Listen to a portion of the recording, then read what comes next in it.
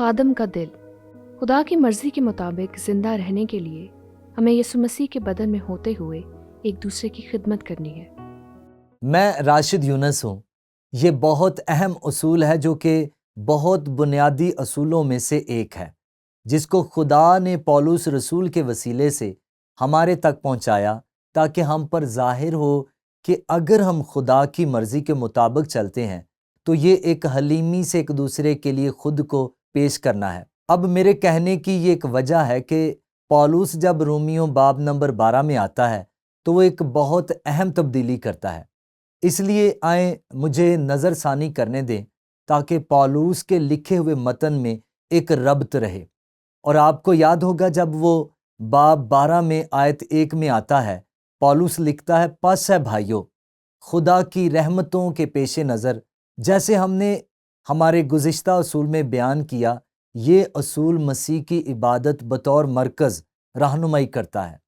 جب ہم نے یہ چھوٹا جملہ دیکھا، خدا کی رحمتیں، یہ حقیقت میں اس بات کا خلاصہ ہے جس کو پولس نے باب 1 سے 11 تک لکھا، کیونکہ ان ابواب میں وہ بیان کرتا ہے کہ ہم سب نے گناہ کیا اور خدا کے جلال سے محروم رہے۔ جب ہم گنہگار ہی تھے، مسیح ہمارے لیے موا اور اس نے مسیح یسوع میں ہمیں نئی زندگی دی۔ اور اس لیے پولس پہلے 11 ابواب میں خدا کی رحمتوں کے بارے میں بات کرتا ہے، اور وہ رومیوں 12ویں باب میں آتا ہے اور کہتا ہے، پس اے بھائیو، خدا کی رحمتیں، خدا نے جو کچھ بھی تمہارے لیے کر دیا ہے، تم سے التماس کرتا ہوں کہ اپنے بدن ایسی قربانی ہونے کے لیے نظر کرو۔ اور یہاں پر وہ ہمارے جسمانی بدنوں کے بارے میں بات کرتا ہے۔ اب آپ کو اندازہ ہوگا جب آپ پرانے عہد نامے میں جاتے ہیں تو وہاں پر خصوصاً جانوروں کی قربانیاں پیش کی جاتی تھیں۔ انہیں پاک ہونا ہوتا تھا اور بغیر کسی عیب کے، اور بے شک آپ کو بھی خاص طور پر قربان ہونے والے برے کے طور پر۔ تاہم خدا ہم سے یہ دعویٰ نہیں کر رہا کہ ہم جانوروں کی قربانی یا خون بہائیں۔ وہ ہم سے کیا چاہتا ہے؟ بطور ایماندار ہم اپنے بدنوں کو مسیح کے لیے پیش کریں۔ وہ ہمیں مرنے کے لیے نہیں کہہ رہا، بلکہ وہ زندہ رہنے کے لیے کہہ رہا ہے کہ اپنے بدن ایسی قربانی ہونے کے لیے نظر کرو جو زندہ اور پاک اور خدا کو پسندیدہ ہو، یہی تمہاری معقول عبادت ہے۔ دن بدن اور لمحہ بلمحہ جیسے ہم یسوع کے لیے زندگی گزارتے ہیں، اور مزید وہ بات کرتا ہے کہ اس کا کیا مطلب ہے، اور اس جہان کے ہم شکل نہ بنو، بلکہ عقل نہیں ہو جانے سے اپنی صورت بدلتے جاؤ تاکہ خدا کی نیک اور پسندیدہ اور کامل مرضی تجربے سے معلوم کرتے رہو۔ اب یہ دلچسپ ہے کہ خدا کی مرضی کا خاکہ پیش کرنے میں، اور یہی وہ کرتا ہے، کیونکہ اس نقطے سے آگے پولس خدا کو خوش کرنے اور کامل مرضی کا خاکہ پیش کرتا ہے۔ بہت سے ایسے لوگ ہیں جو اس نقطے پر آتے ہیں اور وہ ٹھہرتے ہیں اور کہتے ہیں، خیر میں کیسے خدا کی مرضی کا تعین کر سکتا ہوں؟ خیر، سب سے پہلے اور نمایاں پولس ہمیں بتاتا ہے کہ خدا کی مرضی کیا ہے، اور اس لیے سب سے پہلی چیز وہ ہمیں بتاتا ہے کہ ہم میں ایک خادم کا دل ہونا چاہیے۔ اور ہم آیت 3 میں کیا پڑھتے ہیں؟ اور کہتا ہے، میں اس توفیق کی وجہ سے جو مجھ کو ملی ہے تم میں سے ہر ایک سے کہتا ہوں، جیسا سمجھنا چاہیے اس سے زیادہ کوئی اپنے آپ کو نہ سمجھے، بلکہ جیسا خدا نے ہر ایک کو اندازے کے موافق ایمان تقسیم کیا ہے، اعتدال کے ساتھ اپنے آپ کو ویسا ہی سمجھے۔ پہلی بات، پولس بہت عام سی بات کہہ رہا ہے کہ خدا نے اس کو فضل دیا ہے، اور خدا نے ہم سب پر فضل کیا ہے، اور فضل کیے ہی پیش نظر خاص طور پر نجات ہے کہ ہمیں اس سے زیادہ نہیں سوچنا چاہیے جتنا ہم سوچ سکتے ہیں۔ یہ سب اس کے بارے میں ہے، اور اس نے ہمیں یہ زبردست نجات مہیا کی ہے، اور اس نے کہا اس کی بجائے سمجھداری سے یا صحیح دماغ کے ساتھ سوچو۔ اور میں اس کے بارے میں سوچتا ہوں، اس کا مطلب منطقی طور پر ہے، اور یہ بہت منطقی ہے نا، کہ ہر اس چیز کے پیش نظر جو مسیح نے ہمارے لیے کیا، ہمارے لیے مرنے میں کہ اس نے ہم سے جینے کو کہا، لیکن ایک مقدس خدا پرست زندگی گزارنے کے لیے اس کی شبیہ کے مطابق تھا۔ اور اس لیے پولس فوراً سے کہتا ہے کہ ایک بہت خاص طریقے سے جس سے ہم کسی حد تک جان سکتے ہیں کہ خدا کی مرضی کے مطابق چل رہے ہیں، وہ ہمارا دوسروں کی ایک روح میں خدمت کرنا ہے، مغروری سے نہیں، نہ کہ اپنی مسیحی زندگی مغروری کے ساتھ گزارنے سے۔ اور اس لیے جب آپ ایک خادمانہ دل کے بارے میں سوچتے ہیں تو آپ مسیح کے بارے میں سوچیں گے، اور یہ سچ میں ہمیں بالا خانہ پر لے جاتا ہے جہاں یسوع حلیمی اور قابل تعریف طریقے سے ایک مثال پیش کرتا ہے۔ یسوع ہمیں وہ کرنے کو نہیں کہتا جو اس نے خود نہیں کیا۔ جب ہم صلیب پر جاتے ہیں تو یہ بے شک محبت کی ایک عظیم مثال ہے، لیکن اس سے پہلے اس نے کچھ ایسا کیا جو اس مخصوص ثقافت میں ناقابل یقین تھا۔ جب شاگردوں میں یہ بحث ہوئی کہ آسمان کی بادشاہی میں سب سے بڑا کون ہوگا، تکبر، وہ خود حلیم تھا۔ اور ہم جب وہ شاگردوں کے پاؤں دھوتا ہے، ہم پڑھتے ہیں اور غور کریں یوحنا باب نمبر 13 اور آیت نمبر 12، پس جب وہ ان کے پاؤں دھو چکا اور اپنے کپڑے پہن کر پھر بیٹھ گیا تو ان سے کیا کہا؟ اور میرے خیال میں ویسے یہ ان کے لیے اس لمحے اشارہ ہوگا جسے اس نے ان میں سے ایک پر نگاہ کی ہوگی۔ اس وقت یہودا ان میں نہیں تھا، وہ پہلے ہی چھوڑ چکا تھا، اور میرے خیال میں اس نے ان کی طرف دیکھا ہوگا اور ممکن ہے خاموشی سے کہا ہوگا، تم جانتے ہو کہ میں نے تمہارے ساتھ کیا کیا؟ تم مجھے استاد اور خداوند کہتے ہو، اور خوب کہتے ہو کیونکہ میں ہوں، مگر وہ مزید ایک بہت منفرد چیز کہتا ہے، پس جب مجھ خداوند اور استاد نے تمہارے پاؤں دھوئے تو تم پر بھی فرض ہے کہ ایک دوسرے کے پاؤں دھویا کرو، کیونکہ میں نے تم کو ایک نمونہ دکھایا ہے کہ جیسا میں نے تمہارے ساتھ کیا ہے تم بھی کیا کرو۔ اس لیے یسوع ہمارے لیے عظیم مثال ہے، اور پولس یہاں سادگی سے کہتا ہے ہمیں ایسے رہنا ہے جیسے مسیح رہا، اور حلیم روح سے ایک دوسرے کی خدمت کرنی ہے۔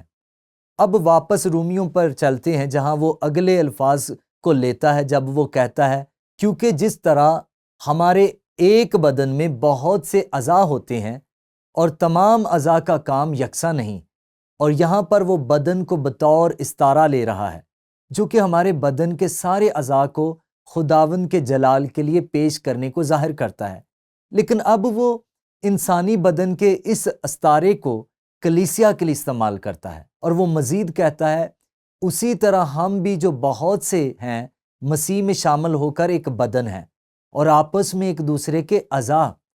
اب وہ مزید اشارہ کرتا ہے کہ خدا نے مسیح کے بدن میں ایک دوسرے کی خدمت کے لیے لوگوں کو مختلف نعمتیں دی ہیں، اور بہت سے ایسے مختلف خیالات ہیں جو ان روحانی نعمتوں کو پیش کرتے ہیں کہ کیسے یہ نئے عہد نامے کے دور کے ساتھ تعلق رکھتے ہیں۔ اور حقیقت بہت دلچسپ ہے کیونکہ وہ اس حوالے میں مختلف نعمتوں کے بارے میں بات کرتا ہے۔ وہ یہ نہیں کہہ رہا کہ اپنی نعمتوں کو دیکھو، وہ جانتے تھے کہ ان کی نعمتیں کیا تھیں، وہ کہہ رہا ہے اپنی نعمتوں کا حلیمی کے ساتھ استعمال کرو، ان کو ایک دوسرے کی خدمت کے لیے استعمال کرو، اور لہٰذا خلاصتاً وہ کہہ رہا ہے جو کچھ بھی آپ کو نعمت دی گئی ہے، جو کچھ بھی خدا کا فضل آپ پر ہوا ہے، وہ نعمتیں، وہ صلاحیتیں ایک دوسرے کی خدمت کے لیے استعمال کرو، ایک دوسرے کی ترقی کا سبب بنو۔ اور یہ ایک زبردست مثال ہے کہ خدا ہم سے کیا چاہتا ہے جب ہم یسوع کی طرف دیکھتے ہیں اور جو کچھ اس نے کیا اس پر نگاہ کرتے ہیں، اور جب ہم پولس کو دیکھتے ہیں اور اس کی ہم سب کے لیے تعلیمات جو کہ خدا کے خاندان کے لیے اور یسوع مسیح کے بدن میں ہے، جو کچھ رسولوں کے ساتھ ہوا اس پر ہمیں تعمیر ہونا ہے۔ اور اب پولس جو کچھ بھی کہہ رہا ہے وہ ہم میں سے ہر ایک کے لیے سچ ہونا چاہیے، اور یہ مجھے وہ یاد کرواتا ہے جب پولس نے افسیوں کو لکھا، جب وہ کہتا ہے ہم خدا کی عمارت ہیں، وہ ایک دوسرا استعارہ استعمال کر رہا ہے، پس اب تم پردیسی اور مسافر نہیں رہے بلکہ مقدسوں کے ہم وطن اور خدا کے گھرانے کے ہو گئے، دیکھو ہم صرف ایک جسم نہیں ہیں، حالانکہ وہ اسے بطور استعارہ استعمال کرتا ہے۔ آپ جانتے ہیں ہمارے جسمانی بدن میں بہت سے اعضاء ہیں، اور اسی طرح ہم بہت سے اعضاء ہیں۔ وہ ہم میں سے ہر ایک کے بارے میں بات کر رہا ہے، اور ہمیں یسوع مسیح کے بدن کے اندر کام کرنا ہے۔ اب یہاں وہ ایک اور استعارہ استعمال کرتا ہے اور کہتا ہے ہم خدا کے خاندان کے فرد ہیں، خدا کے گھرانے کے ہو گئے، اور رسولوں اور نبیوں کی نیو پر۔ اور یہ بہت اہم ہے، کیونکہ بنیادی طور پر یسوع نے رسولوں اور نبیوں کی نیو پر بنیاد رکھی۔ وہ سچ میں رسول اور نبی تھے، اور اس نے ان کو تعلیم دی کہ حقیقت میں ایک دوسرے کی خدمت کرنے سے کیا مراد ہے، اور وہ بنیاد ہیں، اور وہ وہی ہیں جو زمین پر کام کرتے ہیں جیسے یہ تھے۔ لیکن غور کریں، پالوس کہتا ہے ہم اور رسولوں اور نبیوں کی نیو پر، جس کے کونے کے سرے کا پتھر خود مسیح یسوع ہے، تعمیر کیے گئے ہو۔ وہ محبت میں ایک دوسرے کی خدمت کرنے کی عظیم مثال تھی۔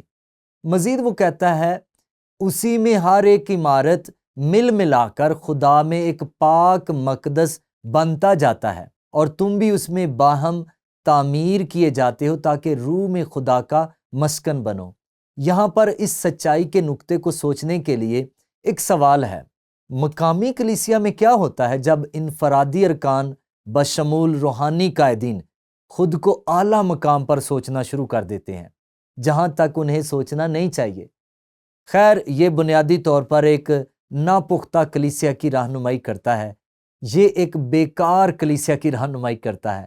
کم از کم کلیسیا کے وسیلے سے، جیسے کرنتھس کی کلیسیا، ان کے بہت نئے عہد نامے کی کلیسیا میں سے سب سے زیادہ نعمتیں تھیں، اور وہ ابھی تک ایک ناپختہ جسمانی کلیسیا تھی، کیونکہ انہوں نے محبت میں ایک دوسرے کی خدمت کرنا نہیں سیکھا تھا، جیسے پالوس یہاں پر نصیحت کر رہا ہے۔ اور جیسے میں اس پر سوچ رہا تھا، جب اس حقیقت کا تعلق اس سے ہے کہ ہمیں روحانی قائدین کے طور پر اس کا نمونہ پیش کرنا ہے، کیونکہ یسوع نے کہا جو بڑا بننا چاہتا ہے وہ سب کا خادم بنے، اور یہی وہ مثال استعمال کرتا ہے جب اس نے اپنے شاگردوں کے پاؤں دھوئے۔ وہ عظیم تھا، اور پھر بھی وہ سب کا خادم بنا۔ اور اس نے مجھے بس ایک تجربہ یاد دلایا جو میرے پاس تھا۔ ابھی کچھ سال پہلے جب میں نے بہت زیادہ سکی کی تھی، اور ایک موقع پر جب مجھے کرنا تھا، وہ دراصل اپنے بیٹے کینٹن کے ساتھ کینیڈا میں کچھ ہیلی کاپٹر سکی کرنا تھا۔ اور مجھے یاد ہے میں پہلی بار ہیلی سکینگ گیا، جہاں ہم اس ہیلی کاپٹر پر سوار ہوئے اور اوپر چڑھ کر پہاڑ کی چوٹی پر چلے گئے۔ باہر نکل کر نیچے جانے لگا۔ ہم ایک گروپ میں تقریباً 12 لوگ تھے۔ ہمارے ساتھ ایک گائیڈ تھا، اور میں دیانتداری سے کہوں گا کہ میں نے ہارڈ پیک پر بہت زیادہ سکی کی تھی، لیکن پاؤڈر سکینگ پر یہ پہلی بار تھی۔ کینیڈا میں گلیشیئرز کے اوپر سے یہ بہت خوبصورت تھا۔ میں نے خود پر بہت کچھ پہنا تھا، کیونکہ میں نے وہی تکنیک استعمال کرنے کی کوشش کر رہا تھا جو میں ہارڈ پیک پر کرتا تھا۔ اچھلنے اور اس پاؤڈر سے گزرنے کے قابل ہونے کی بجائے ڈاؤن ہل سکی پر وزن ڈالنا۔ اچھا، یہ دلچسپ ہے کہ گائیڈ میرے پاس آیا اور کہا، راشد، میں نے یہ دیکھا، اور یہ صرف پہلا آدھا دن تھا۔ اس نے کہا تم اپنے آپ کو ختم کرنے جا رہے ہو۔ اور ہم اس خوبصورت پہاڑ پر رک گئے تھے، سورج نکل چکا تھا، اور ہم نے دوپہر کا کھانا کھایا۔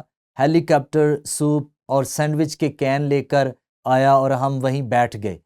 اور وہ میرے پاس آیا اور اس نے مجھے بتایا، اس نے کہا تم خود کو ختم کرنے جا رہے ہو، اور وہ بہت حساس تھا۔ اس نے کہا آپ جانتے ہیں کیا آپ کو ایک پر تھوڑا سا اعتراض ہوگا؟ میں نے کہا میں ایک پر سب کو لے لوں گا۔ مجھے اس وقت زیادہ فخر نہیں تھا، اور اس لیے اس نے کہا تم اس آدمی کو وہاں دیکھ رہے ہو، وہ یہ کرے گا۔ وہ سوپ اور سینڈوچ پیش کر رہا تھا، اور اس نے کہا وہ واقعی ایک اچھا سکیئر ہے، اور جب آپ اوپر جائیں گے۔ جب ہم ہیلی کاپٹر میں واپس آئے تو تقریباً آدھے راستے پر تھے۔ اس نے کہا جب تم اٹھو گے تو وہ تمہیں ایک ایک کر کے دے گا۔ میں نے کہا بہت اچھا۔ تو میں نے اس چھوٹے آدمی کو سوپ کے کین اٹھاتے ہوئے دیکھا، اسے ہیلی پیڈ پر لے گیا، اور پھر ہم ہیلی کاپٹر پر سوار ہو کر اوپر چلے گئے۔ اس کا نام والڈو تھا، اور ہم میں سے 3 تھے، دراصل وہ ایک ساتھ تھے جس سے تھوڑا مشکل وقت گزر رہا تھا، اور اس نے پہلے میرے ساتھ کام کیا اور میں واقعی میں اسے بہت تیزی سے پکڑنے میں کامیاب رہا، کیونکہ میں نے کئی سالوں سے اسکیئنگ کی تھی۔ مجھے صرف نئی تکنیک کی ضرورت تھی اور اس پاؤڈر کو چھالنے اور جانے کا طریقہ سیکھیں، اور میں نیچے چلا گیا اور پھر وہ کام کر رہا تھا، اور ہم مجھ سے بڑے بوڑھے لوگوں کی ایک جوڑے کا انتظار کر رہے تھے، اور اس نے ایک تبصرہ کیا۔ اس نے کہا، تم جانتے ہو میں نے اپنے والد کے ساتھ طویل عرصے سے اسکیئنگ نہیں کی، اور میں نہیں جانتا تھا کہ وہ اس حقیقت کے بارے میں بات کر رہا ہے کہ یہ بزرگ اس کے والد تھے۔ ٹھیک ہے، ہم نے اس دن اسکیئنگ کی اور اس نے میری مدد کی اور میری مدد کی۔ یہ واقعی بہت اچھا دن تھا۔ اس رات میں اس بزرگ آدمی کے ساتھ ڈائننگ ہال میں بیٹھا تھا، اور اس کے والد تھے، اور اس نے مجھ سے کہا، میرے بیٹے نے آپ کے ساتھ اسکیئنگ کرتے ہوئے آج آپ کو پڑھاتے وقت بہت اچھا دن گزارا، اور وہ بتا سکتے تھے کہ میں نہیں جانتا تھا کہ اس کا بیٹا کون ہے۔ اور اس نے کہا، کیا تم نہیں جانتے کہ میرا بیٹا کون ہے؟ خیر، اس معاملے کی سچائی یہ تھی کہ وہ کینیڈا کی تمام پہاڑی ہالیڈیز کا چیف آپریٹر آفیسر تھا، جو کہ کینیڈا میں تقریباً 12 مقامات پر موجود تھیں، اور پھر یہاں والڈو میں آیا تھا۔